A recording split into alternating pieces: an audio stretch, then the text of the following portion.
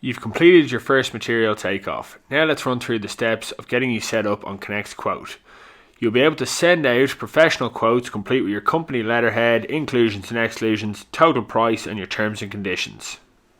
By creating a new quote, you'll be able to use the material takeoffs you've done on the canvas to send out a professional quote using all of our formulas already in place. When you're happy with everything, hit preview and send, and this will take you to the quote review page. The first time you do this, it will be blank.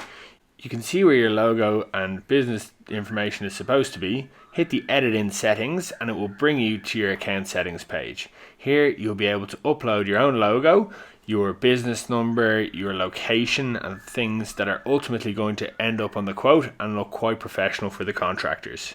Everything you save on this page will be auto-generated onto every quote you do going forward.